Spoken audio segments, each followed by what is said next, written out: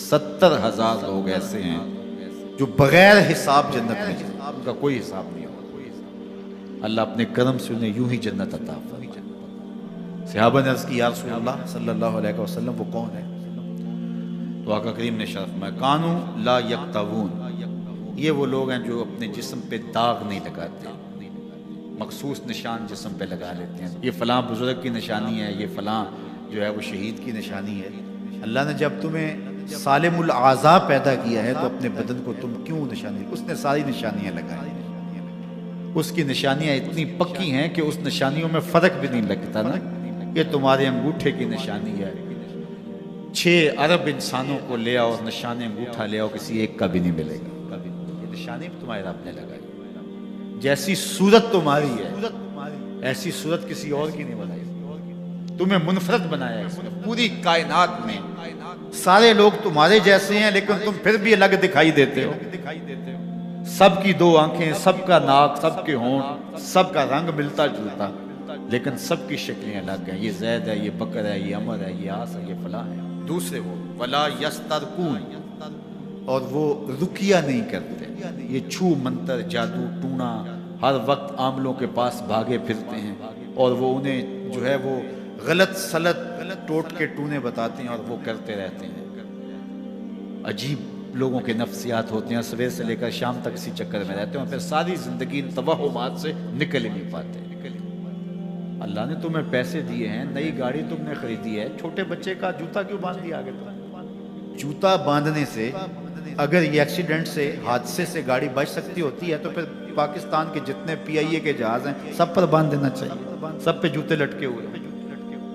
عجیب تم نے فلسفہ تراشا، کسی نے جو ہے وہ کالی رنگ کی پٹی باندھ دی نیچے، اس سے اس کو نظر نہیں لگے گی۔ گھوڑے کے پاؤں کے نیچے جو کھری لگی ہوئی ہوتی ہے، کچھ لوگوں نے اپنے گھروں میں وہ باندھی ہوئی ہوتی ہے کہ اس سے ہمارے گھر کے اندر کوئی مصیبت نہیں آئے گی، کوئی تکلیف نہیں آئے گی۔ کسی نے ہنڈیا اپنے گھر کے اوپر الٹی رکھی ہوئی ہوتی ہے، یہ ہنڈیا بچا لے گا، اور میاں ہنڈیا کیا بچائے گی؟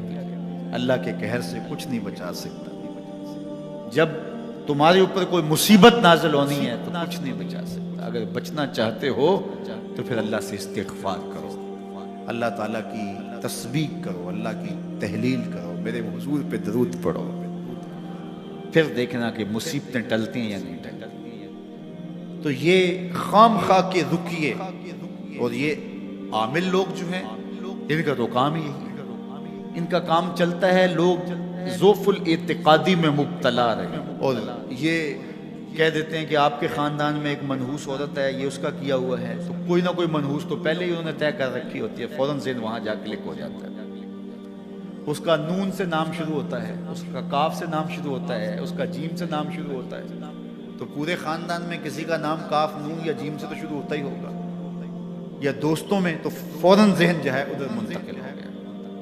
اب یہ بابا جی نے بتا دیا ہے، ہاں ہاں ہاں اس نے یہ بات کی تھی، یہ کچھ باتیں یاد آنے لگیں، اس کاف سے شروع ہونے والے نام کے ساتھ نفرت پیدا ہو گئی۔ اس بابے نے نفرت کا کاروبار کیا، اس نے تو 100 روپے 200 روپے لے لیے، لیکن 2 انسانوں کے اندر نفرت ڈال دی، اس کا گریبان کل قیامت کے دن پکڑا جائے گا۔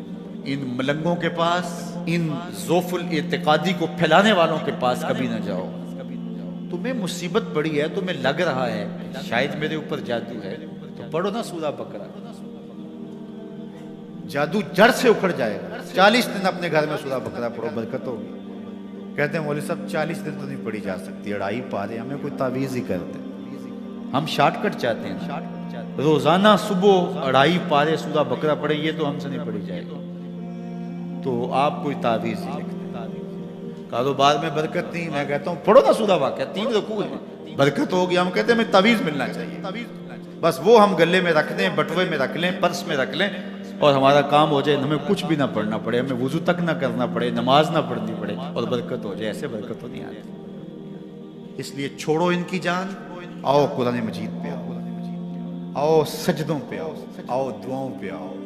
سحری کے وقت اس کی رحمتیں آواز دے رہی ہوتی ہیں، حل میں مسترزقن، ہے کوئی رزق مانگنے والا، اور تم اس وقت سوئے ہوئے ہو، سارے دن ٹھوکریں کھاتے ہو۔ آؤ نا اس وقت جھولی پھیلا کے، ہاتھ پھیلا کے کہو مالک تو جھولیاں بھر دے، تو پھر دیکھنا کبھی کمی نہیں آئے گی، عطا فرمائے۔